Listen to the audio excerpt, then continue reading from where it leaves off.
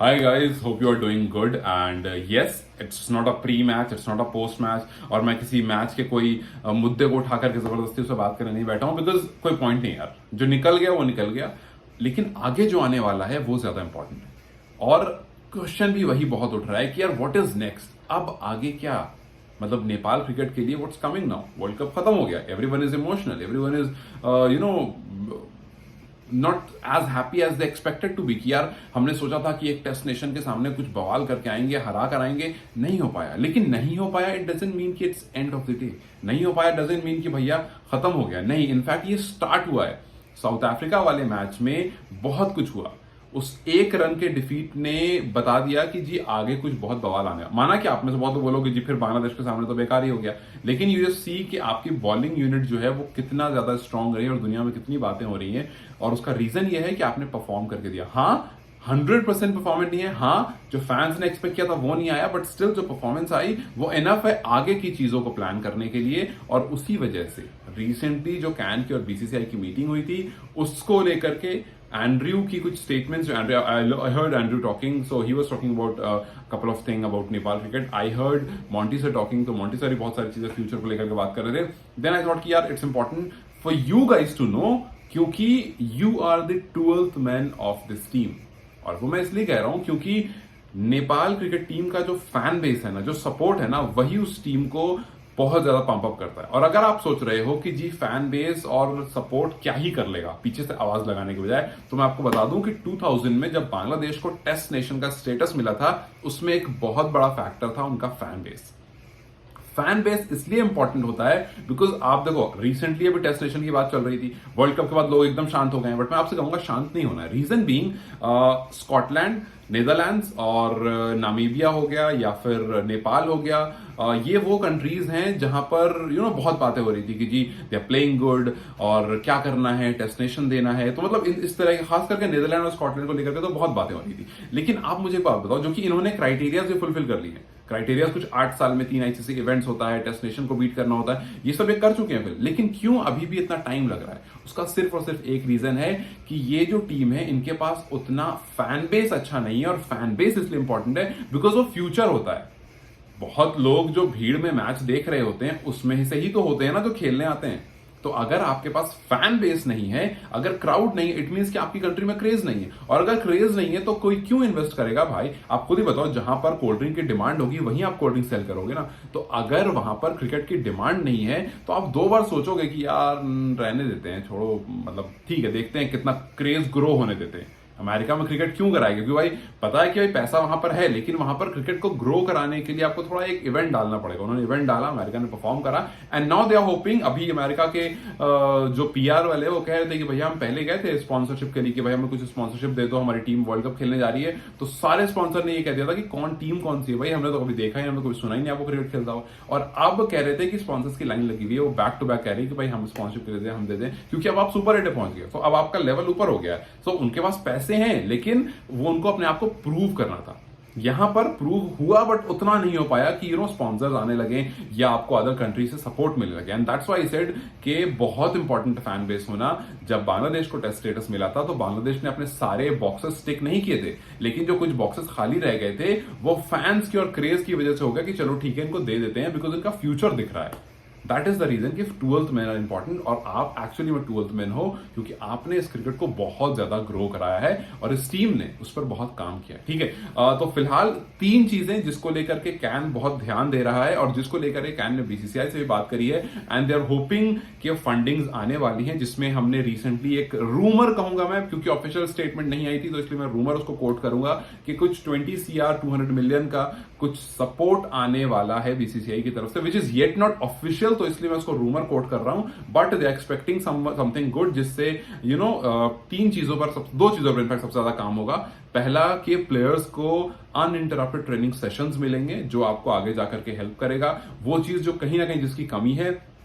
और आपके इंफ्रास्ट्रक्चर में बहुत ज्यादा काम होगा क्योंकि वी सॉ कि किस तरह से फ्लड लाइट में प्लेयर्स वर स्ट्रगलिंग, किस तरह से आपके ग्रासेस, आपकी पिचेस कैसे अपग्रेड होने की जरूरत है। जैसे आप अदर पिचेस पर जाते हो तो यू सी के कितने चेंजेस रहते हैं। तो ऑब्वियसली फंडिंग की जरूरत है और वो फंडिंग होगी। लेकिन उसके लिए the craze should be there. आप लोग जो हो वो उनका क्रेज होना चाहिए, उनकी बातें। ऐसा ना हो कि भाई वर्ल्ड कप खेल के अब नेपाल जब अगला मैच खेल रही है सो स्टेडियम खाली हो गया कि यार छोड़ो यार क्या करना है इनको सपोर्ट कर, मतलब हार तो गए बाद में देखेंगे कभी, मतलब ये नहीं करना। Because this is that one reason that everyone is talking and other nations want कि नहीं यार इस टीम को बूस्ट मिलना चाहिए, बिकॉज अलग क्रेज है। और अगर एशिया में एक और टीम पावर हाउस बन जाएगी तो फिर और मजा आने वाला है, एशिया कप में ही मजा आने वाला है और फिर आगे टूर्नामेंट्स में भी उतना ही मजा आने वाला है। और आप कह सकते हो कि जी क्रिकेट जो है ना उसका होल्ड एशिया में ही है।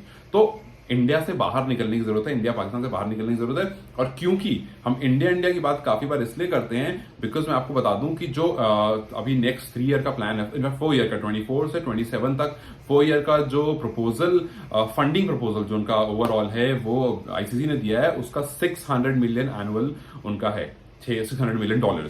और उसमें जो इंडिया का कंट्रीब्यूशन है वो है $231 मिलियन का। तो आप सोचो $600 मिलियन आईसीसी का है जिसमें $231 मिलियन इंडिया कंट्रीब्यूशन है।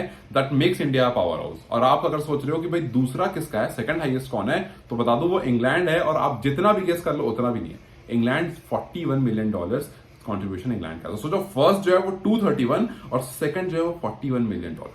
और अगर मैं एसोसिएट्स का बात करूं तो एसोसिएट, पूरा एसोसिएट नेशन मिल करके कुछ $64 मिलियन का कंट्रीब्यूशन है उनका। And this is the reason कि एसोसिएट जो है वो कहीं ना कहीं नीचे रह जाता है। बट क्यों नेपाल के बारे में टेस्ट नेशन को लेकर के बात हो रही है कि जी क्यों आगे ऐसा हो सकता है, क्योंकि इस टीम के पास हमने स्किल सेट देख लिया, इस टीम का किसी चीज की जरूरत है तो वो है इंफ्रास्ट्रक्चर की। और उसको लेकर के जो रिसेंटली बात हुई है बीसीसीआई से वो ये हुई है, जो रिक्वेस्ट रखी गई है वो ये रखी गई है कि जिस तरह से Afghanistan was playing couple of years back, जहां पर अफगानिस्तान के अंडर 19 प्लेयर्स भी इंडिया में आकर के प्रैक्टिस करते थे ग्रेटर नोएडा में। जो नेशनल प्लेयर्स थे वो भी आकर के प्रैक्टिस करते थे और उन्हें ग्रेटर नोएडा में प्रॉपर सारे इंफ्रास्ट्रक्चर मिला हुआ था, वो वहीं प्रैक्टिस करते थे। और वहां की वजह से, because things were not good back there in Afghanistan, इस वजह से वो वहां पर करते थे and we saw the difference. ठीक है, और सिर्फ वही नहीं था, बहुत सारी चीजें थी जिससे बीसीसीआई ने उनको सपोर्ट किया था। अब यहां पर जो कैन की रिक्वेस्ट है वो पहली ये कि जी काठमांडू से दिल्ली की डायरेक्ट फ्लाइट है, ठीक है, तो हमारे प्लेयर को कुछ ऐसा सपोर्ट मिले दिल्ली में जो इजीली एक्सेसिबल हो, क्योंकि हमारा सिंपल अपना काठमांडू से फ्लाइट लेगा आदमी और वहां चला जाएगा, उसमें कुछ ट्रेनिंग सेशंस हो जाए, उसमें कुछ अंडर 19 टीम को सपोर्ट हो जाए, आपको इंडिया ए से या फिर किसी अच्छे स्टेट टीम से मैचेस हो जाएं, जिससे यहां से ट्रैवलिंग ईजी हो और जिससे आपको एक्सपोजर मिल सके। So this is the first thing that's on the talk जो चल रहा है। दूसरी चीज ये कि जो एनसीए है, जो नेशनल क्रिकेट अकेडमी है, जहां पर इंजरी के बाद सारे प्लेयर, चाहे वो जसप्रीत बुमराह हो और या फिर किसी स्टेट का, बस उसको बीसीसीआई से एसोसिएटेड, चाहे वो किसी स्टेट का प्लेयर हो जो फिलहाल स्टेट रिप्रेजेंट कर रहा हो, दोनों, मतलब बुमराह या स्टेट या विराट कोहली या फिर कोई स्टेट का प्लेयर, दोनों जब इंजर्ड होते हैं तो एनसीए में ही जाते हैं, वहीं जाकर के रिकवरी करते हैं और उसके बाद वो वापस आते हैं। तो एनसीए इज दैट प्लेयर जिसके बारे में बात हो रही है कि अगर कल को नेपाल के प्लेयर्स को जरूरत पड़ती है तो उनका एक्सेस मतलब मिल जाए कि वो एनसीए जाकर के वहां पर अपनी इंजरीज और रिहेबिलिटेशन पर काम कर सके। आपके दिमाग में ये सवाल जरूर आया होगा कि यार इंडिया जाकर क्यों करना है ये सारा काम, यहां भी हो सकता है। तो यहां भी होगा ये काम, बट उसके लिए you need a lot of funding, जिसमें शायद थोड़ा टाइम लगेगा, but that is on the talk. और अगर वो फंडिंग होगी तो सबसे पहले काम स्टार्ट होगा टीयू ग्राउंड से, तो वहां सबसे पहले ग्राउंड, लेकिन उससे पहले these are the things that is required. So in case you are thinking कि जी टेस्ट नेशन बहुत दूर है, तो दूर जरूर है लेकिन बहुत दूर नहीं है, और एक अपॉर्चुनिटी ये मिस नहीं हुई है। This is the first step जो वर्ल्ड कप में लिया गया है। So we are very positive कि जिस तरह से इंडिया को टेस्ट नेशन जब मिला था, आई थिंक 1932 में इंडिया को टेस्ट नेशन मिला था, if I am not wrong, और उस टाइम से कुछ अगले 50 साल तक जो इंडिया की हालत थी ना वो बहुत अच्छी नहीं थी। इंडिया की हालत ऐसी थी कि इंडिया ने जो अगले 200 टेस्ट मैचेस खेले थे उसमें कुछ 13% टेस्ट मैचेस वो जीते, सिर्फ 13%। अब आप सोच लो कि आपने 200 टेस्ट मैचेस खेले जिसमें सिर्फ और सिर्फ 13% टेस्ट मैचेस आप जीते हो, और उसके बावजूद क्या हुआ, आपने आईसीसी की बात करो, आईसीसी ने उस चीज को जाने दिया कि ठीक है, ये नहीं कहा कि यार इनका टेस्ट नेशन ले लो, ये तो जीत ही नहीं पा रहे हैं। उन्होंने कहा कि let it be patient, be patient. आप पेशेंट रहोगे तो टीम ग्रो होगी। उस टाइम पे आपस में टीम नहीं थी भाई, इंग्लैंड खेलती थी, ऑस्ट्रेलिया खेलती थी, आपस में खेलते रहते। अब आप धीरे धीरे क्रिकेट को ग्रो करना चाह रहे हो, इसी वजह से आप टीम्स इंक्लूड कर रहे हो। देखो फुटबॉल इतना ग्रोथ पे क्यों है, उसमें देखो टीम्स कितनी सारी हैं। उसमें देखो जब लीग्स होती है तो कैसे यूरोपियन लीग और ये सब मिलजुल करके खेलते हैं भाई, आप 4 टीम वहां से आएंगे, 3 टीम वहां से। देयर इज अ रीजन कि उतनी सारी टीम का इन्वॉल्वमेंट, ऑब्वियसली उसमें फंडिंग बहुत ज्यादा है। लेकिन आपका सपोर्ट भी उतना ही ज्यादा है। And that is what we are expecting यहां पर, कि जिस तरह से आपने इंडिया को लेकर के अपना पेशेंस दिखाया 1932 में, जिस तरह से आप 1932 से अगले 50 साल तक जिस तरह से आपने बांग्लादेश को लेकर के अपना ट्रस्ट और पेशेंस दिखाया, जिस तरह से आपने अफगानिस्तान को लेकर के ट्रस्ट और पेशेंस दिखाया, उसी तरह से ट्रस्ट और पेशेंस दिखाने की जरूरत आईसीसी को नेपाल की तरफ भी और नेपाल के फैंस को भी है, सो दैट कल को जब टीम को आपका ऊपर नीचे होने लगे ना, तो आप समझो कि नहीं भैया कोई बात नहीं, नीचे जाएंगे तभी तो ऊपर आएंगे। आप याद करो ना यार, आप कैसे अभी रिसेंटली बहुत दिन पहले, बहुत महीने पहले की बात तो है नहीं ना, व्हेन द टॉक वाज कि यार इनका ओडीआई स्टेटस भी खत्म हो जाएगा, फिर what happened, you won back to back matches और फिर इवेंचुअली वो सेफ हो गया। तो you were on the verge of losing your ODI status and now we are talking about test status. तो ऑब्वियसली टीम आगे आई है, थोड़ा सा और सपोर्ट की जरूरत है, ये टीम आगे आएगी। एंड वी होप कि जो कैन और बीसीसीआई के पीछे बातचीत चल रही है उसको लेकर के कुछ पॉजिटिव रिस्पॉन्स आएगा। सो मेरी रिक्वेस्ट आप सबसे बस इतनी है कि believe in this team and just wait, as I am being patient and believing in this team, I want you to do the same and very soon will be hoping good news from around the world. और ये जो अफगानिस्तान वाली series के बारे में बात हो रही है उसके बारे में जैसे और ऑफिशियल स्टेटमेंट्स आती हैं, will talk about that as well.